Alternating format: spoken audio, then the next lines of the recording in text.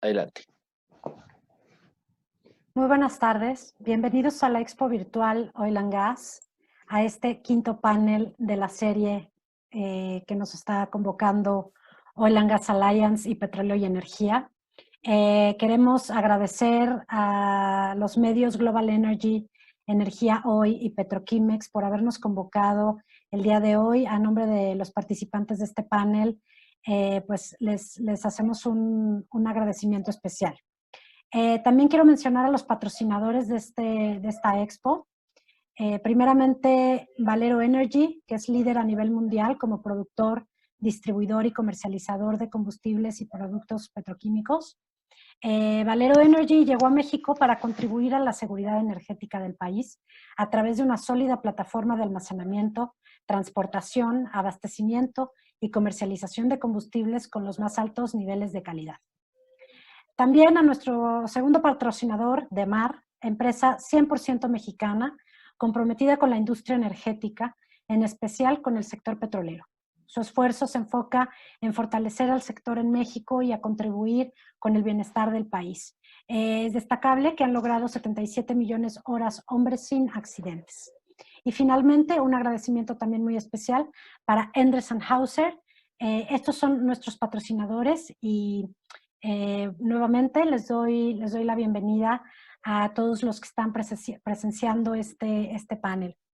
Hoy tenemos el gusto de compartir el espacio con Israel Hurtado, director de ASOLMEX, la Asociación Mexicana de Energía Solar, con Patricio Gutiérrez, presidente del Consejo de Administración de Grupo IDESA, y con Arturo Carranza, que es analista del sector energético. Yo soy Selene González y soy coordinadora del Comité de External Affairs en AMEXI y estás viendo el panel Las Petroleras y las Energías Alternativas. Bienvenidos nuevamente a todos los que están en Internet. Gracias. Gracias. Bueno, pues compañeros de panel, estamos presenciando un momento inédito. En los últimos 50 años, la demanda de energía a nivel global se ha venido triplicando y bueno, pues parecía que la tendencia iba por esa senda. Esperábamos que la demanda de energía siguiese creciendo, pero llegó el coronavirus y el comportamiento humano pues cambió radicalmente, afectando profundamente la demanda de energía, y hemos visto una serie de efectos en las últimas semanas pues muy inesperados y pues los estamos presenciando con muchísima sorpresa. Entonces, pues miren, yo creo que salir de la crisis va a depender de múltiples factores. Va a depender de los precios, de los costos, de la tecnología disponible, de las decisiones de política pública que tomen los países y, por supuesto, del movimiento de la demanda, de qué países van reactivando, de qué tan rápido van reactivando la economía, de qué tan rápido se va moviendo pues esta demanda a lo largo del 2020 y del 2021. Así que bueno, pues esto es una función multifactorial y que nos plantea una incertidumbre enorme sobre cómo vamos a salir de esta crisis en la que nos encontramos debido al coronavirus. Entonces, quisiera enmarcar el debate pues en estos términos y empiezo con Israel Hurtado. Primero, Israel, pues me gustaría que muy brevemente te presentaras con la audiencia y bueno, te planteo lo siguiente. He estado al tanto de una conversación muy interesante en torno a la transición energética en estas últimas semanas, ¿no? Hay quienes plantean que esta crisis puede ser una oportunidad para migrar más rápido hacia las energías limpias. ya teníamos unas metas y hay quienes están argumentando que nos vamos a mover más rápido, lo cual sin duda sería pues una situación deseable, ¿no? En términos de ir modificando nuestra matriz energética a nivel mundial e ir pues engrosando pues ese segmento de energías limpias y de a lo mejor pues ir decreciendo las producciones de carbón, de oil and gas. Quiero proponerte lo siguiente, pues con crisis o sin crisis creo que tenemos problemas específicos que atender, ¿no? Sencillamente en el mundo somos 7.8 mil millones de personas en el mundo, ¿no? Somos los habitantes del mundo, de los cuales 2.000 millones no tienen acceso a la energía, definitivamente, y 2.6 mil millones de personas cocinan dentro de sus casas todavía con carbón, ¿no? Con los riesgos a la salud que esto implica. Entonces, digamos, la matriz que tengamos en el futuro va a tener que atender a estos grandes problemas que tenemos como sociedad. Y quisiera ver cuál es tu opinión. Las renovables son el futuro, vamos a transitar más rápido. ¿En qué medida las renovables van a ser una respuesta a la crisis que estamos enfrentando hoy? Sí, como no, muchas gracias. Sí, primero que nada, pues agradecer a Oil and Gas Alliance la invitación a estar el día de hoy con ustedes, así como todos los patrocinadores, y a mis compañeros panelistas, Patricio, Arturo, y a Selene, obviamente también que nos esté acompañando aquí, dirigiendo aquí en el panel el día de hoy. Pues bien interesante tu pregunta, porque cuando se habla de renovables siempre te da la impresión que en el mundo, pero más en México, se pensaba como un tema futuro, ¿no? Hasta hace algunos años todavía. El tema de energía renovable, el tema de energía limpia, se veía como un tema que, bueno, hacia allá vamos, eventualmente habremos de llegar, pero no como un asunto actual, como un asunto de necesidad actual, como ahora sí creo que se está visualizando. Ya México, desde hace algunos años, genera energía con con tecnología eólica, principalmente, que fue lo primero que empezó en México a utilizarse como energía renovable. Y posteriormente, desde el 2013, ya se empieza a generar energía solar con centrales solares a gran escala, ¿no? De hecho, acaba de entrar en operación una central recientemente con la cual ya son 68 centrales solares a gran escala las que están en operación en México y que generan alrededor de 5 gigawatts. Entonces, creo que efectivamente hay un tema de demanda y hay un tema de crecimiento.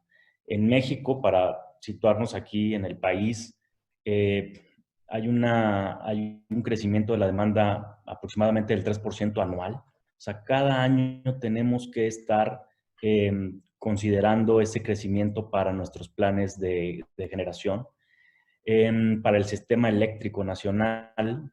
Y además en México, alrededor del 2% de la población no tiene acceso a la red eléctrica. Ese es un número que hasta avergüenza casi, ¿no? Porque ¿cómo es posible que en el 2020 haya pues alrededor del 2% de la población que no tiene luz en su casa, ¿no? Que efectivamente, que cocina con algún leña o con carbón o con los problemas que esto trae para sus vías respiratorias y para su salud en general, o que leen con una vela, con lo cual también trae un problema de económico al tener que comprar velas para poder leer, y también tiene un problema a su visión porque finalmente pues, se la acaba, ¿no? Entonces sí hay un problema fuerte, y aquí es donde, bueno, yo participo en la Asociación Mexicana de Energía Solar, donde justamente se puede juntar el hambre y las ganas de comer, ¿no? O sea, puede juntar el seguir desarrollando la energía solar para, bueno, pues para cumplir con las metas, por un lado, que tiene México comprometidas, que es el 35% para el 2024. Se ve muy lejos, pero en realidad ya estamos a 3 años de eso. Hasta antes de esta crisis, la verdad yo lo veía complicado llegar a esas metas. Ahora es posible que sí nos movamos un poco más hacia allá. Entonces, por un lado está ese cumplimiento de metas y por otro lado está el tema de instalar paneles en techos, que es la otra gran división o la otra gran pata de la energía solar en el mundo, ¿no? Tenemos las grandes centrales a gran escala, pero también tenemos la instalación de paneles en techos o generación distribuida. Y esa es una forma, creo, bastante asertiva de llevar energía a las poblaciones donde no tienen acceso a la red eléctrica. Y aparte de eso, bueno, pues ya en las ciudades, pues instalar paneles en techos creo que es una opción donde bastante, digamos, ambientalmente amigable y además económicamente competitiva, porque pues ahora finalmente podemos convertirnos en prosumidores, ¿no? Que son consumidores y productores de energía al mismo tiempo. A mí me gusta mucho el término de prosumidores. Creo que ese es el camino. Y ciertamente los problemas que ha habido recientemente de la caída en los precios del petróleo, todo lo que ha sucedido con la pandemia, que son eventos, digamos, diferentes. El tema de la guerra comercial de los precios del petróleo empezó, diría yo, incluso un poco antes, pero que se ha agudizado con este tema de la pandemia y bueno, pues creo que la opción de energía renovable o energía limpia es una gran solución.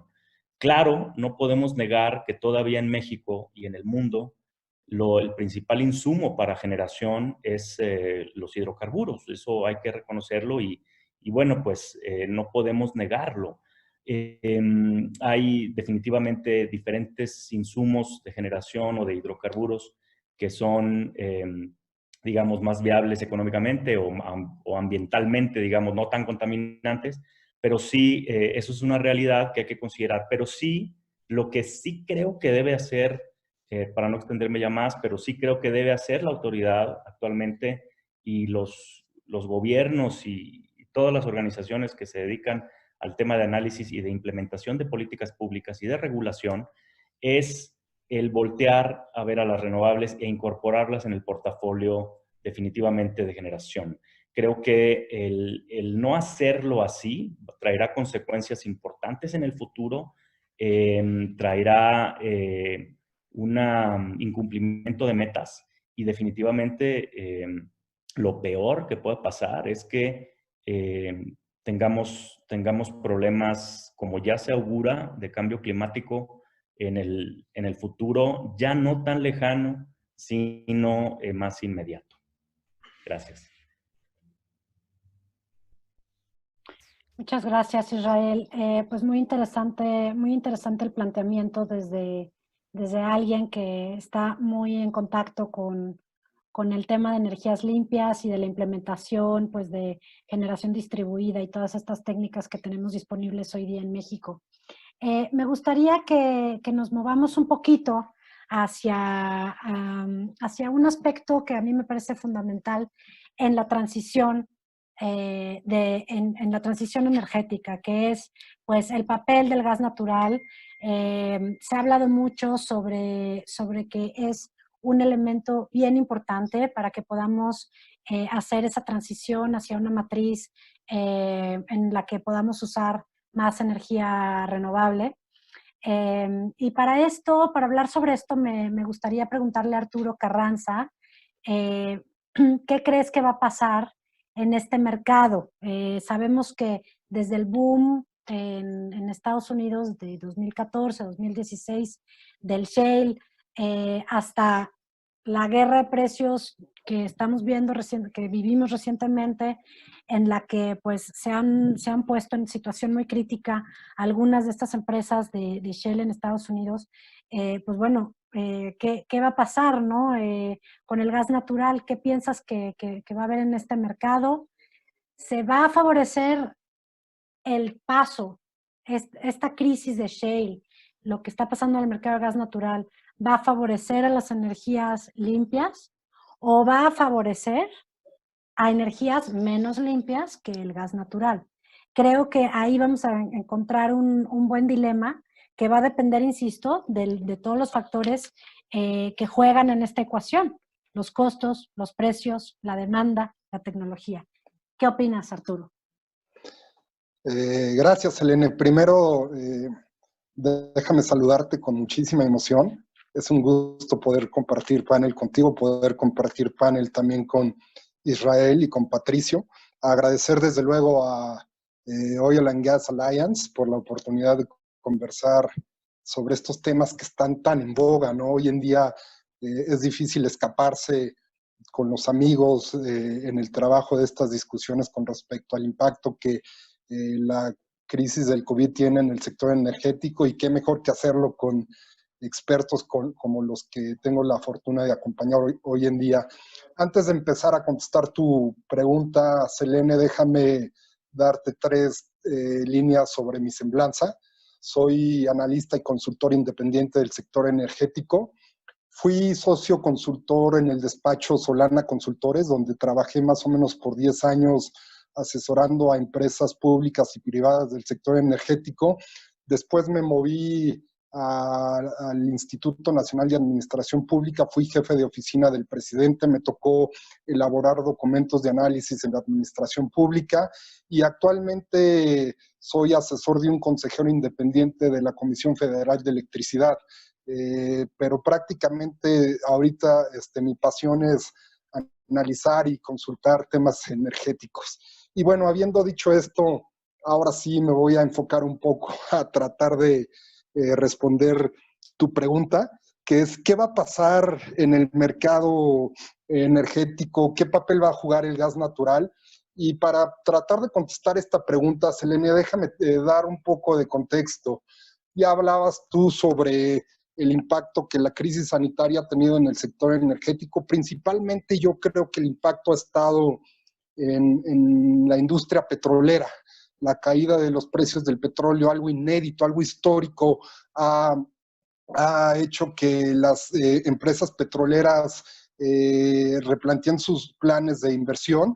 De hecho, a principios de abril, de marzo, perdóname, de marzo, las principales petroleras en el mundo, anticipándose a lo que se venía, empezaron a reducir sus gastos de inversión. En promedio, estas empresas redujeron un 20% su presupuesto de inversión, y eso fue a marzo.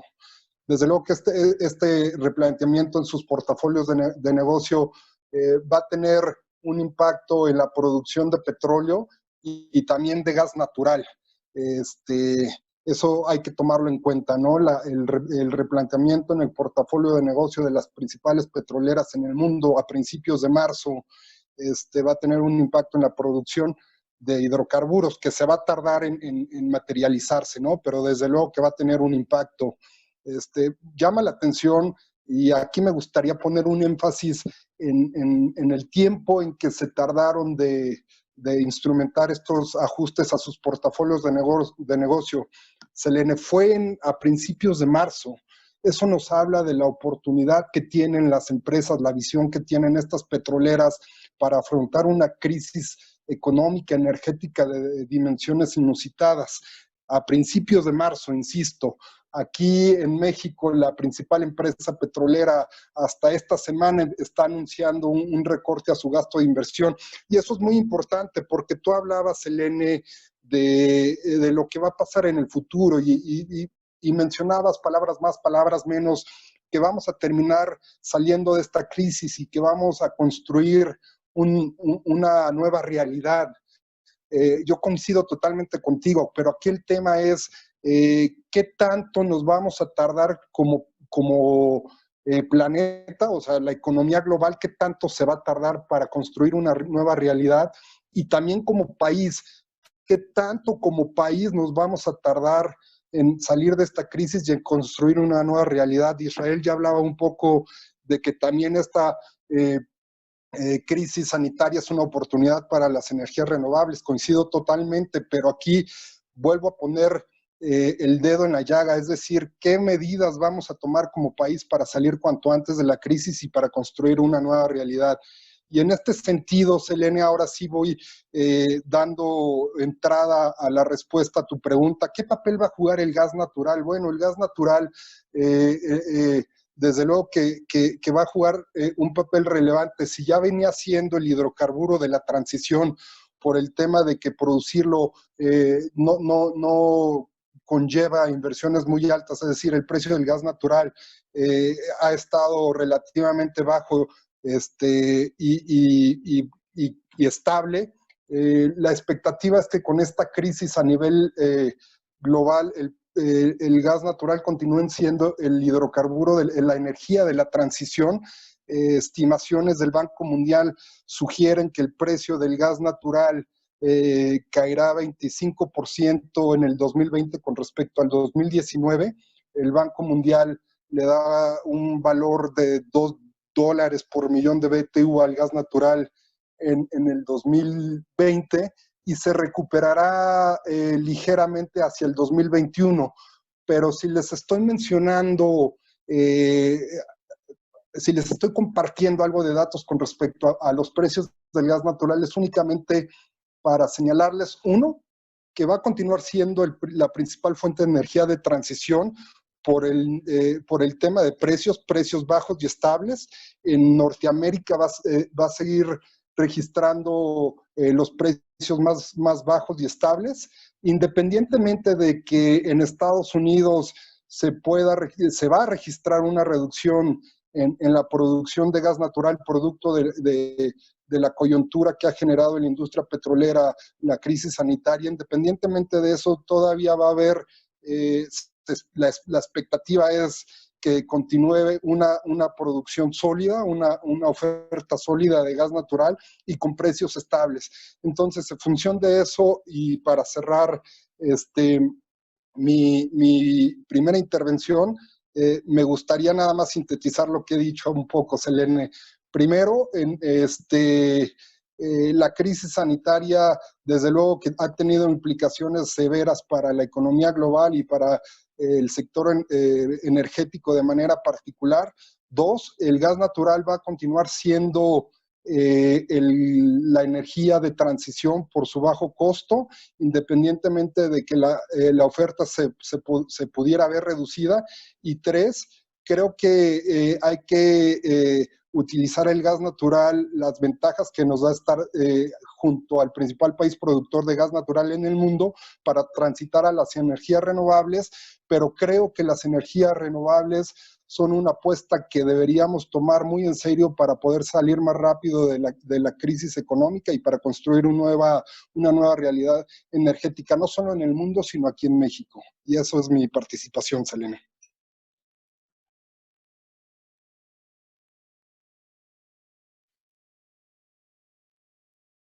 Creo que tienes el micrófono.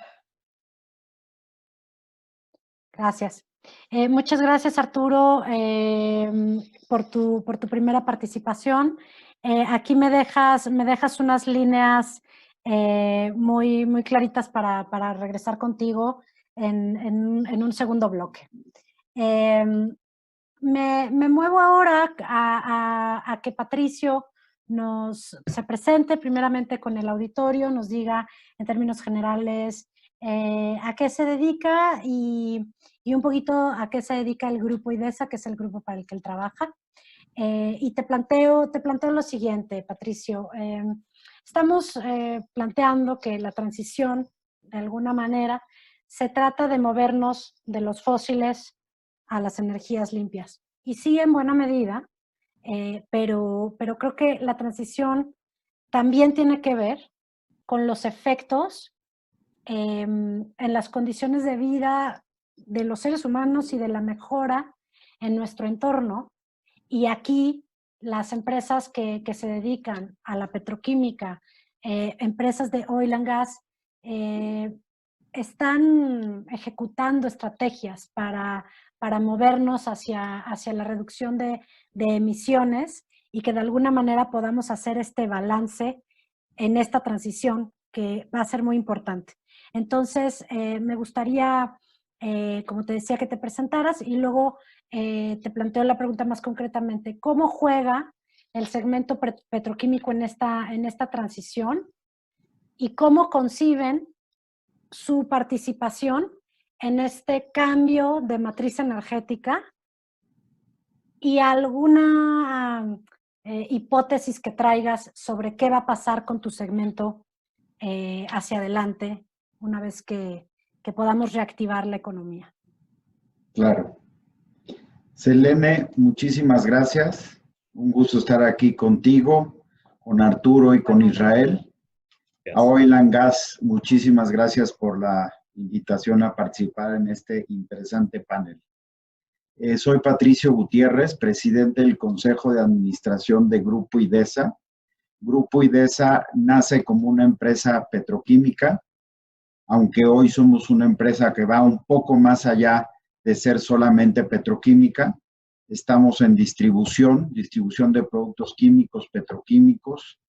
Estamos en midstream también, en temas de almacenamiento de químicos, petroquímicos y combustibles. Y también estamos en tema de logística en el transporte de estos productos, tanto para autoconsumo o autoservicio, como para terceras compañías. Yo he estado en el sector de la química y la petroquímica por casi 24 años, en diferentes áreas.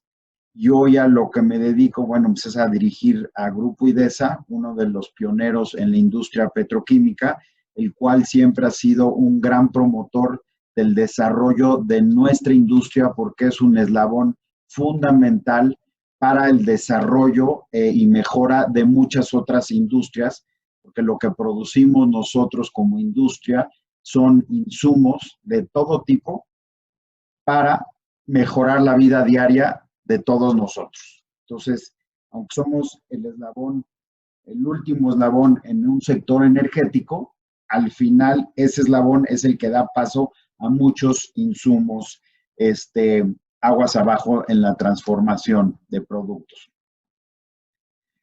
Contestando tu pregunta, primero que nada, nosotros creemos totalmente en la transición, en el uso de energías alternativas, energías más limpias. Yo creo que definitivamente se tienen que utilizar, no hay duda. ¿Por qué? Porque está probado que eso ayuda a una mejora en el medio ambiente y por lo tanto a disminuir o impactar menos en el cambio climático. Entonces, nosotros consideramos que la transición y el uso de energías alternativas, energías renovables y limpias se tiene que utilizar. Yo creo que todo va a depender o tenemos que llegar al mejor balance posible, porque no podemos solamente utilizar energías renovables o limpias. ¿Por qué? Porque tanto el petróleo como el gas natural es importante desde el punto de vista que lo veas. Si solo lo vemos como un energético y solo se utilizara así, pues no es en todos los sentidos el energético más limpio, por un lado. Pero no podemos ver al petróleo y al gas natural solo como un energético. Lo tenemos que ver del otro lado, que ambos, tanto petróleo y sus muchos derivados, y el gas natural y sus composiciones de gas natural, se utilizan para insumos como materias primas para producir un sinfín de productos que utilizamos todos en nuestra vida diaria y que son indispensables. No podemos dejar de vivir sin ellos. Hoy, uno que está muy de moda, lamentablemente, pero es el gel sanitizante, ¿no? O antibacterial.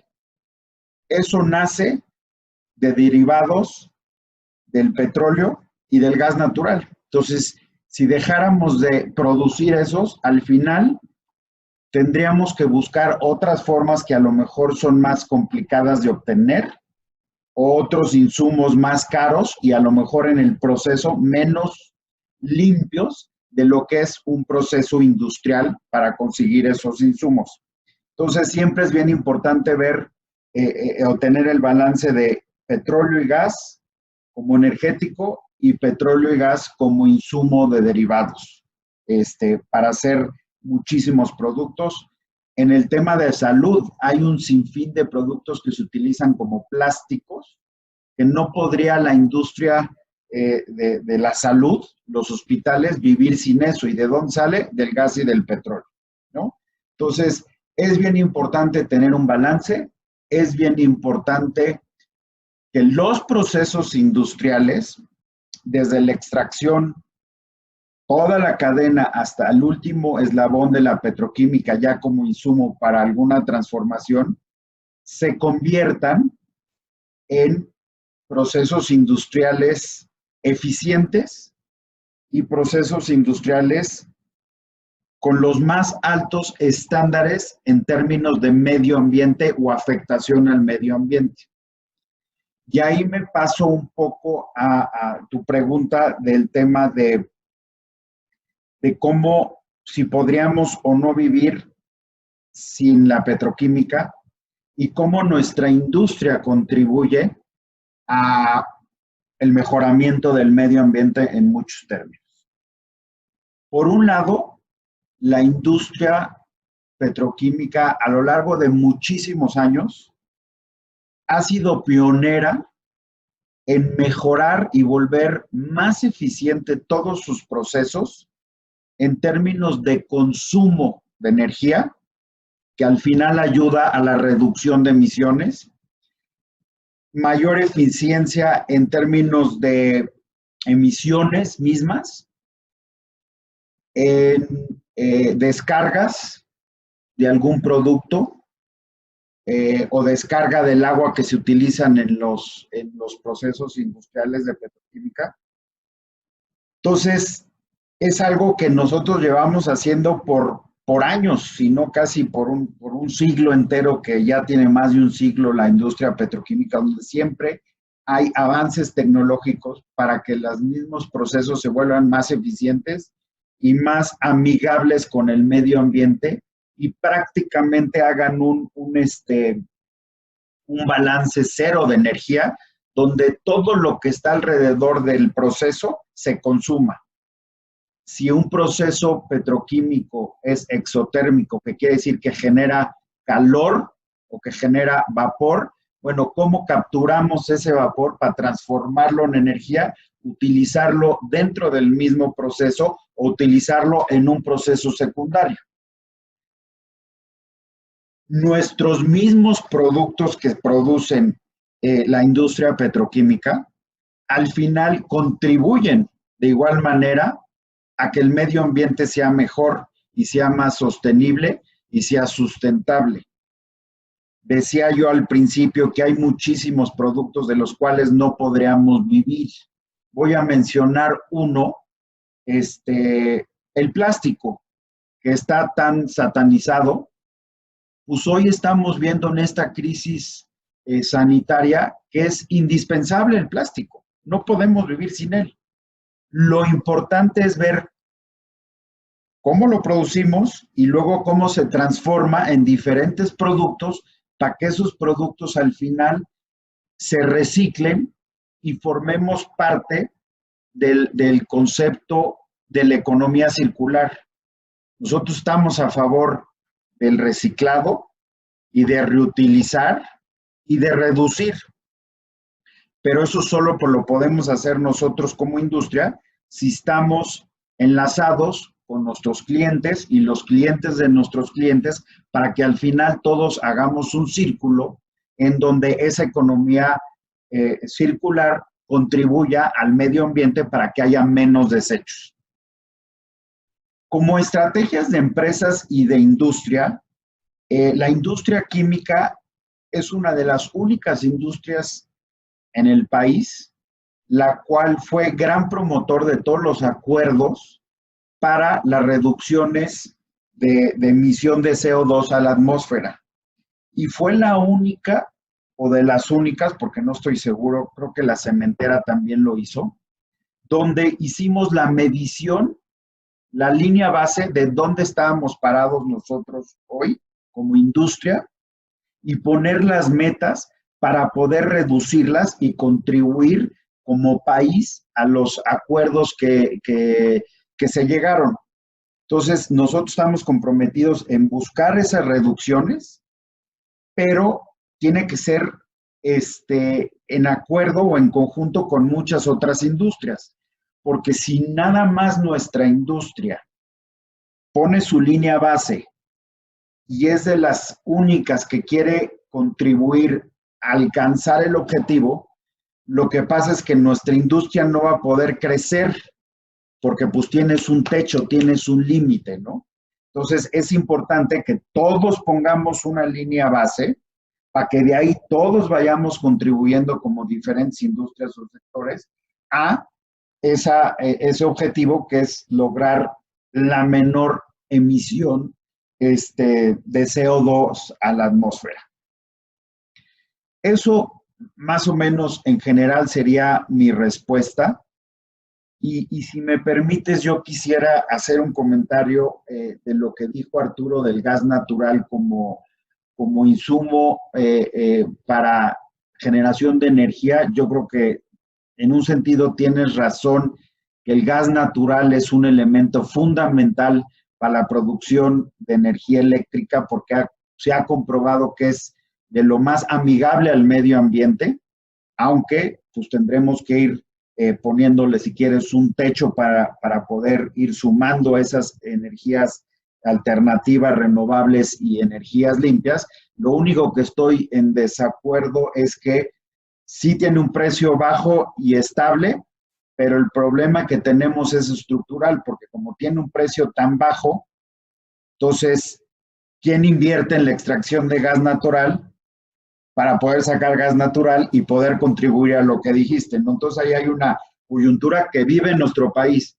Estoy de acuerdo con lo que tú mencionabas, que en Estados Unidos pues hoy es uno de los mayores productores de gas natural, tenemos esa fortuna de poder pues, conectarnos y traer gas natural para producir energía eléctrica, pero tenemos que encontrar la forma de romper esa falta en la estructura para poder invertir en nuestro país y que nosotros también extraigamos gas natural como insumo energético. Y ahí entra la parte de política pública, ¿no? O sea, no es nada más, no entran a jugar a la ecuación únicamente cuestiones de mercado, sino también las decisiones que vayamos tomando. Como decía Israel al principio, ¿no? Es importante que se tomen decisiones de acuerdo con la visión que tengamos como país. Muchas gracias. Creo que es muy interesante el panorama desde la petroquímica y sin duda pues dependemos en buena medida de los productos que empresas como la que estás pues producen, ¿no? Me gustaría regresar con Israel. Hablábamos de 63 centrales eléctricas, Israel, que tenemos en el país. Me gustaría entender un poquito sobre la capacidad que tienen estas centrales de responder a la demanda. ¿Cuál es el techo que tiene México en términos de tecnología hoy en día? Sí, cómo no. Bueno, son ya 68, acaba de entrar una recientemente. 68, perdona. 68. En realidad, lo que ha venido sucediendo con el tema de las energías renovables en México y en el mundo es que ya la tecnología ha evolucionado para permitir la inclusión o la inyección de energía limpia en cualquier sistema. Porque antes se decía algunas cuestiones con respecto a las energías renovables, ¿no? El tema de la intermitencia, por ejemplo. Evidentemente, pues el sol la energía solar nada más genera en el día. Y está el tema de, bueno, ya los sistemas de predicción, por ejemplo, o de pronósticos del tiempo han evolucionado y ya tienen una precisión muy importante que permiten al operador del sistema manejar de la mejor manera esta inyección de energía.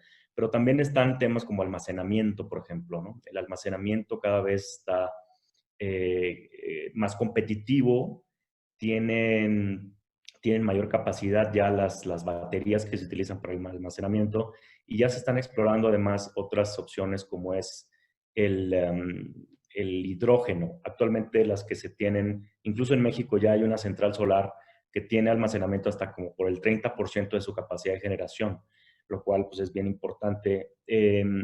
Y son con litio, funcionan con litio. Ya se están explorando en otras partes del mundo incluso el hidrógeno como un complemento pues a la generación de energías renovables, y con muy buenos resultados hasta el día de hoy. Y me extiendo un poquito a otro tema que me parece interesante, que son temas como la movilidad eléctrica, ¿no? Cada vez en algunos países incluso ya se han puesto fechas específicas para prohibir pues, la circulación de vehículos de motor a gasolina o diésel. Incluso las grandes armadoras ya tienen algunas fechas determinadas para empezar a producir más vehículos eléctricos que vehículos de motor de combustión interna. Entonces, creo que es bien importante tenerlo también en el radar esto que está pasando en otros países. Incluso Dinamarca, por ejemplo, actualmente ya genera el 80% de su electricidad con energías limpias, y se prevé que en la próxima década va a llegar al 100%. Entonces, claro, hay que considerar que hay diferencia de tamaño de población y demás, y de economía y tal. Pero sí es importante que consideremos que hay algunos países que ya pronto van a llegar a esos niveles de generación con energía limpia, pues prácticamente el 100%. Por ahí también Costa Rica en algún momento dado en el día ha tenido el 100% de su generación con energía limpia. Pero Dinamarca lo que sí es ya prácticamente toda su generación de todo el año, pues de todo el día convertido al año, pues ya lo tienen prácticamente energía limpia. Entonces, sí, la capacidad del sistema te permite más inyección de energía limpia. Evidentemente, habrá que México tiene un gran potencial y tiene algunas condiciones y características muy benéficas, que son que en el 80% del territorio se tiene una irradiación solar óptima. Ya la quisieran otros países en el mundo, ya la quisieran los europeos, por decir algo, ¿no? Entonces, prácticamente en cualquier parte del país donde se instale un panel, ya sea en una central solar a gran escala, un parque solar, o en un techo de una casa, prácticamente va a generar con un grado de eficiencia que ya lo quisieran otros países. Y esto me lleva también a otro tema, que es que la tecnología solar también ha caído mucho en su costo. En los últimos 5 años ha caído también en un 80% el costo de los paneles solares. Hay que ver ahora cómo es el reacomodo después de esta circunstancia. Hay que considerar también que los paneles, digamos, de mayor eficiencia o tecnología y de un precio muy competitivo vienen de China justamente. Entonces, digo, ahí es interesante ver cómo va a ser el reacomodo. Pero considerando las circunstancias actuales, pues México ha avanzado enormemente. Si ustedes recuerdan, hubo 3 subastas para compra de energía, y en la última subasta se obtuvo el precio más bajo a nivel mundial de cualquier tecnología. La energía solar tuvo un precio de $20 el precio promedio. En la primera subasta hubo $40, en la segunda 30, en la última $20. Nos duró un poco el tiempo de estar contentos por este precio obtenido en México, ya que después nos fue roto el récord por subastas que se hicieron en Costa Rica, en Brasil y en Abu Dhabi recientemente. Ya los precios están alrededor de los $17 el precio promedio. Entonces, pero sigue avanzando la competitividad de la energía, y creo que donde sí tiene que haber una mayor, digamos, enroque ahí con el operador, con el regulador y con la política pública, es ver cómo sí se puede seguir impulsando las energías, y no nada más solar, las energías renovables en México. Oye, déjame te lanzo una bola rápida. Sí. ¿Qué tan limpia es la energía renovable? En el siguiente sentido. En el sentido de que, pues bueno, claro que tenemos todos como el ideal, el ir avanzando en ese sentido. Pero digamos, las baterías de los vehículos, pues digo, dependen de la minería, ¿no? Básicamente, el almacenamiento pues también depende de otras industrias, ¿no? Que no son tan limpias como si pensamos, digamos, en un panel solar. Entonces, yo creo que todo se interconecta y en este sentido te quería decir, uno, ¿qué tan limpia es la energía renovable? Y dos, ¿cómo conviven las renovables con las energías fósiles? Digamos, ¿cómo lo sientes tú? O sea, ¿se sienten muy amigos o se sienten no tan amigos? ¿Cómo lo viven? Bien interesante, mira, prácticamente cualquier generación de energía o cualquier proceso industrial traerá algún impacto en el medio ambiente, en mayor o menor medida, ¿no?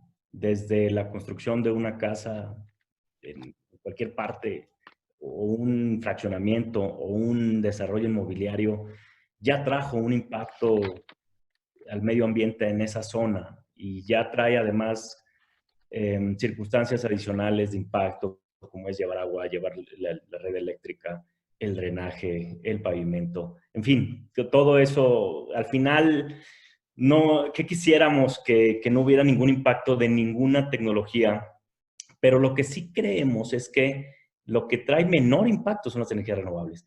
Ahí, por ejemplo, los grandes fabricantes de paneles solares, cuando compras un panel solar para una central solar, te venden también, digamos, un como seguro para que puedas tú disponer finalmente de ellos. Bueno, ellos van más bien al final de la vida útil del panel, ellos se comprometen a acudir por el panel y lo disponen de alguna manera, ¿no? Claro, estás hablando de que un panel te puede durar la vida útil de 20, 25 años. Y hay que considerar también que en México, pues, es nuevo en el tema de la energía solar. Es decir, la primera central solar, las primeras 2 centrales solares entraron en operación en 2013.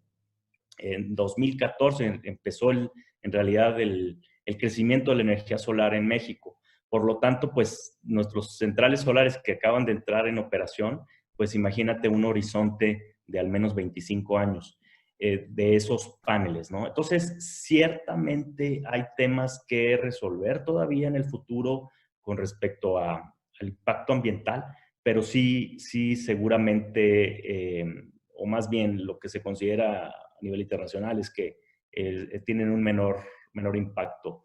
No sé si había por ahí otra pregunta después, Selene, pero sí, creo que... Sí, de alguna sintetiza, como que una pregunta llevaba a la otra, ¿no? De la misma manera que te hago yo estas preguntas, Israel, me gustaría preguntarle a Patricio a la inversa. ¿Cómo convive la petroquímica? ¿Cómo convive el segmento oil and gas con las renovables? ¿Qué toma de las renovables la industria para la que tú trabajas?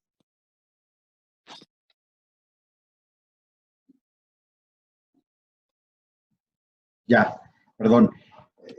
Yo te diría, Selene, que nuestra industria y la producción o generación de energías renovables conviven perfectamente bien.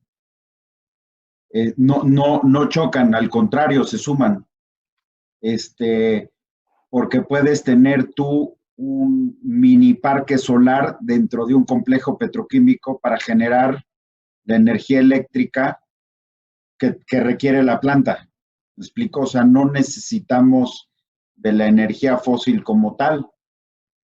Como mencionaba, hay muchos procesos que solitos generan su propia energía por el proceso químico como tal. Entonces, definitivamente es una convivencia perfecta dentro de lo posible, ¿no? Porque pues hay veces que no puedes poner un parque solar, usando el ejemplo, dentro de un complejo petroquímico porque no tienes el espacio. Pero al final, a mí, si la energía eléctrica que requiere el complejo se produjo en el desierto, en cualquier parte de México, y al final existe un tema de transmisión y yo la tomo donde está la planta y estoy ayudando a esa producción de generaciones limpias o renovables, no hay ningún problema en ningún sentido, ¿no? O sea, yo creo que al contrario, todos debemos estar buscando cómo, como decía Israel, creamos ese menor impacto. Impacto cero creo que no existe en ningún sentido.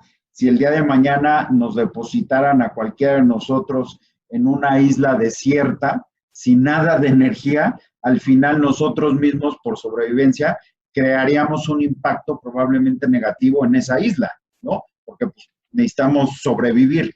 Entonces, el chiste es cómo convivimos y cómo logramos que el impacto sea el menor posible para el medio ambiente. Probablemente ustedes sean pues sujetos, me parece que el término es sujeto obligado, ¿no, Israel? En donde ustedes tienen que cumplir con una serie de metas específicas de consumo de energía limpia. ¿Cómo están en ese tipo de estrategias en Grupo IDESA? Yo te diría que tenemos, o vamos en el camino correcto, pero nos ha costado más trabajo de lo que pensábamos. Pues a veces se requieren hacer inversiones y a veces el poder vincular a esos dos o conectar esos dos puntos para poder cubrir estas metas que se requieren como industria, entramos ya a temas regulatorios o procesos administrativos que complican el poderlo cumplir de la mejor manera, ¿no? Definitivamente estamos convencidos y lo vamos a hacer por principio, no necesariamente por obligación regulatoria, pero creo que no estamos donde deberíamos de estar y tenemos que seguir trabajando para lograrlo más rápidamente. De acuerdo, dame un segundito.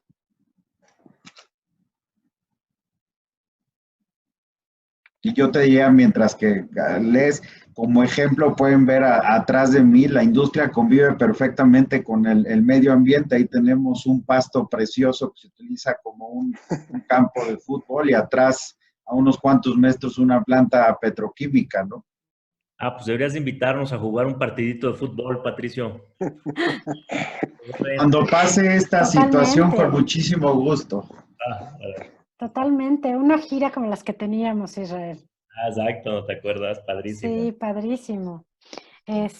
Ok, regresamos.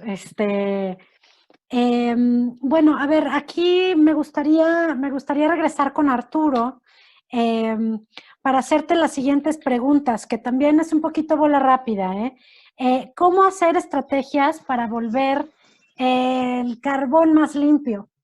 El petróleo, el gas, ¿cómo hacemos para hacerlos más limpios? O sea, ¿qué estrategias disponibles tenemos para poder reducir emisiones sabiendo que vamos a seguir utilizando los energéticos que tenemos disponibles hoy en día?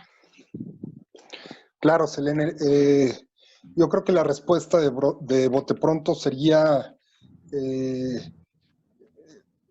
subirse a la ola del futuro. O sea, tomar decisiones que te permitan, tomar decisiones hoy que te permitan construir futuro. Por cierto, escuchando a Patricio, escuchando a Israel, es lo que están haciendo sus sectores, tomar decisiones hoy para construir futuro. ¿Qué más podemos hacer para darle viabilidad a los hidrocarburos en el futuro? Bueno, apostarle también a la tecnología, a la investigación y el desarrollo, como políticas públicas decididas que se incluyan en el presupuesto montos importantes para poder desarrollar procesos de producción más acordes con las necesidades al futuro. Desde luego yo me iría también a la esfera de lo político. O sea, creo que antes de todo esto, creo que es muy importante que nuestros gobiernos, hablo en términos globales y de manera particular en México, creo que es muy importante que los gobiernos en todo el mundo entiendan hacia dónde estamos caminando, cuáles son las necesidades de las sociedades. No solamente pasa por, como te digo, o sea, un tema de presupuesto, sino debe haber alguna voluntad política que represente un compromiso, que entienda muy bien hacia dónde va el mundo y que entienda muy bien hacia dónde va caminando la sociedad. Selene, de manera de síntesis y para aterrizarlo aquí en México, o sea, cómo hacer más viable el tema de los hidrocarburos? Bueno, yo un poco escuchando a mis amigos panelistas, creo que también es muy importante aprovechar el potencial que cada uno de los países tiene para poder caminar y construir futuro. O sea, el petróleo y el gas natural van a seguir siendo las principales fuentes de energía en el mundo. México tiene un potencial muy importante en una riqueza petrolera y de hidrocarburos muy importante, y creo que es muy importante generar las condiciones para desarrollarlo. Me llamó mucho la atención lo que decía Patricio. Un analista, si es inteligente, tiene que, o sea, escuchar lo que dicen las empresas. La industria petroquímica tiene una marcada vocación productiva, es generadora de empleos, e históricamente algo que ha demandado es garantía de insumo. Si genera empleos, si genera riqueza petrolera, los gobiernos el gobierno en México tiene que generar las condiciones para garantizar el insumo, y por eso él dice, bueno, o sea, aquí en México nos hace falta producir más gas natural, y le está dando, o sea, es una de las de los puntos clave que nos hacen falta en México, impulsar nuestra producción de gas natural para que otras industrias se puedan desarrollar. Y lo mismo en las partes renovables. México, ya lo dijo Israel, tiene un potencial enorme en materia eólica, en materia solar. Hay que apostarle, hay que tener sensibilidad política para construir futuro. Eso sería mi participación, Selene. Muchísimas gracias, Arturo. Pues bueno, nos estamos aproximando hacia el final del panel. Tenemos todavía 10 minutitos y me gustaría que los utilizáramos para estructurar algún mensaje como a manera de conclusión.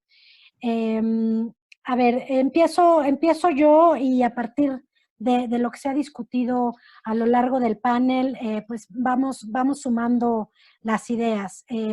Pues bueno, yo creo que hay una coincidencia en la necesidad de reducir los impactos, ¿no? En todas las formas de energía.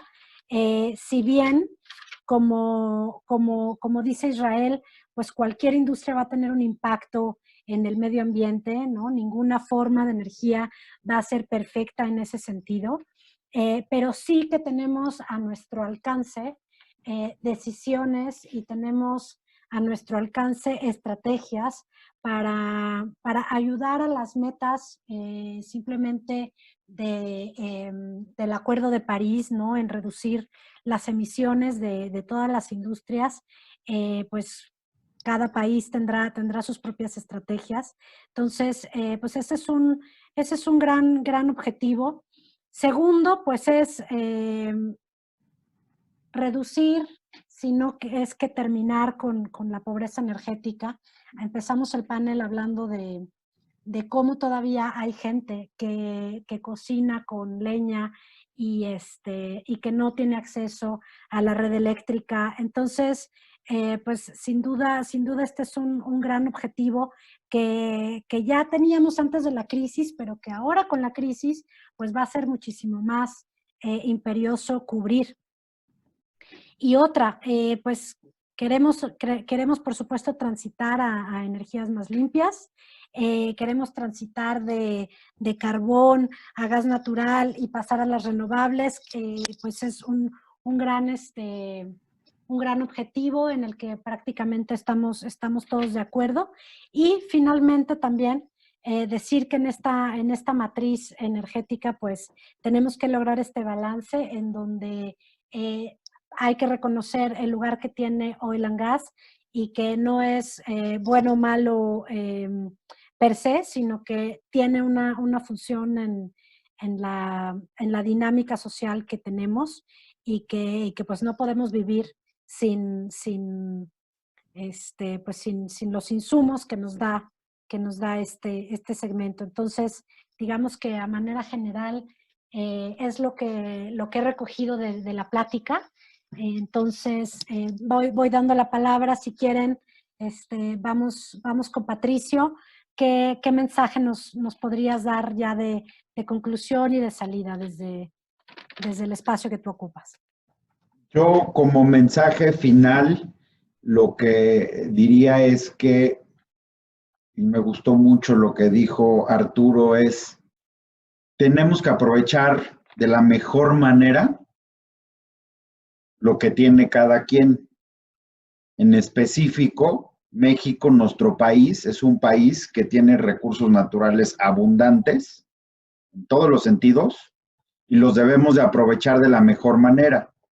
Los recursos naturales, los hidrocarburos, pues busquemos cómo los utilizamos de la mejor manera en beneficio de la sociedad y con el menor impacto posible hacia el medio ambiente.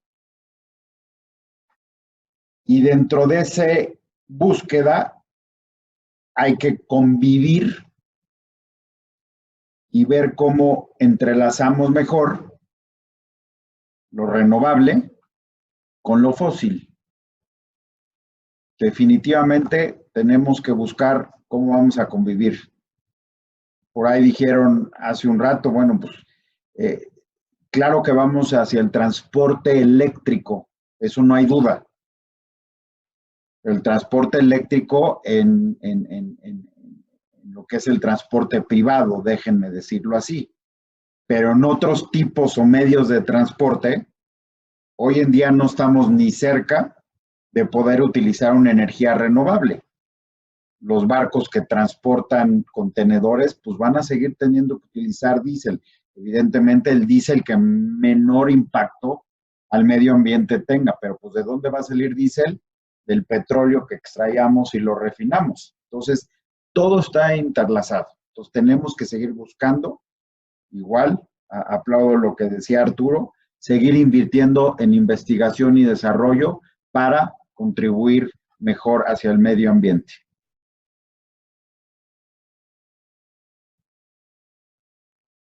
Estupendo, Patricio. Pues gran mensaje. Inversión en ciencia, tecnología, en investigación. Muy buen mensaje que dejas. Muchas gracias. Israel, ¿cuál sería tu mensaje de salida? Sí, cómo no, muchas gracias. Pues sí, coincido en todo lo que dicen mis compañeros panelistas. Creo que en esta circunstancia que estamos viviendo de la pandemia,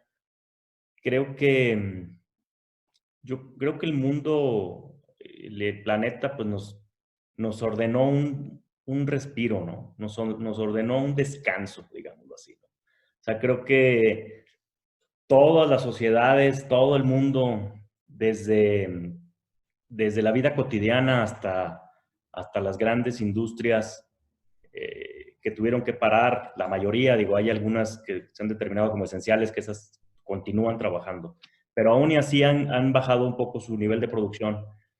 Pues al final todos hemos puesto una pausa, digamos, en términos generales, y creo que eso el mundo y el planeta nos los está agradeciendo. No sé si esto evidentemente fue accidental, lo que pasó en China y ahora estamos viviendo esas consecuencias, o en realidad, ¿no? La madre naturaleza, así como lo decimos, y aunque suene un poco idealista o romántico, nos ordenó un respiro. Pero sí creo que es momento de reflexionar de todo lo que estamos haciendo, hacia dónde vamos, qué hemos hecho. Yo, por ejemplo, coincido perfectamente contigo, Selene, donde mencionas, y bueno, también con Patricio y Arturo, el grado de desarrollo o el impulso que le dio en cierto momento histórico a la humanidad, los hidrocarburos, pues es innegable, ¿no? Es innegable la industrialización y todos los beneficios que trajeron con ello. Creo que es un ciclo que en algún momento habrá de cambiar. Y bueno, creo que tal vez esta reflexión que nos trae la pandemia, pues eso es lo que justamente habremos de valorar, ¿no? Este momento. Muchas gracias. Muchas gracias, Israel. Arturo. Pues primero que nada agradecerles a los tres, qué interesante plática. Y para concluir, Israel habla de reflexión, qué interesante, ¿no? Yo creo que la búsqueda de una nueva realidad económica y energética, Selene, nos ofrece una opción de llevar a cabo acciones oportunas, pertinentes, de largo alcance, que nos permitan avanzar hacia un sistema energético diversificado, un sistema que sea más seguro y confiable, que no sea tan volátil y que en esta medida pueda respaldar el crecimiento futuro de la economía global y nacional.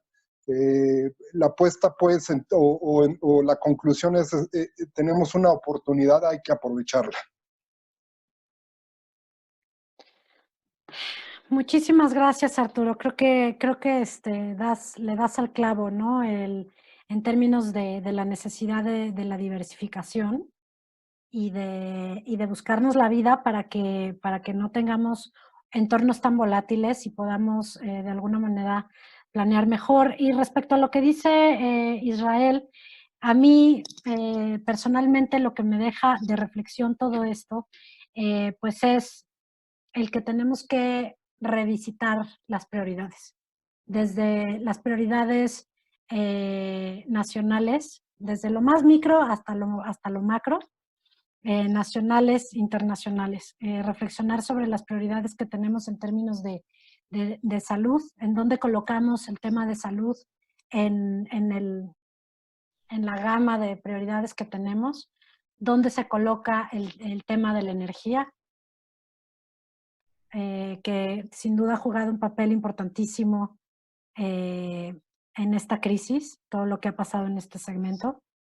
Entonces, creo que la reflexión sobre cuáles son las prioridades de la humanidad, ¿no? El tema de la seguridad, que también vamos a tener más adelante que pensar en eso.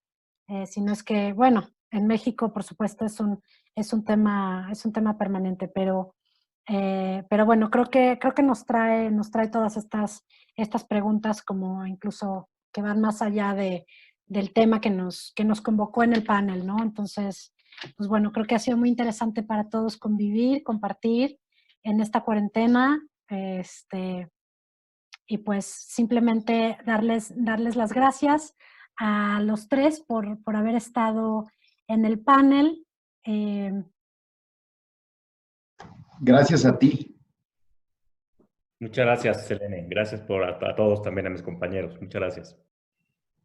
Esperen un segundo, que tengo que dar la salida. Un segundo.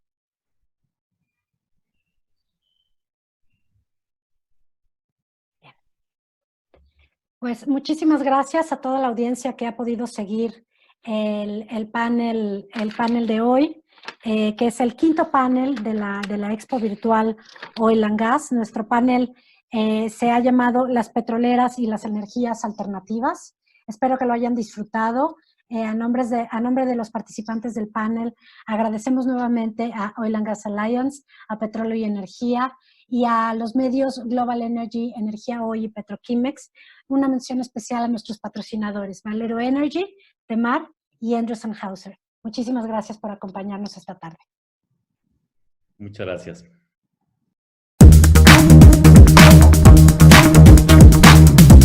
Thank you.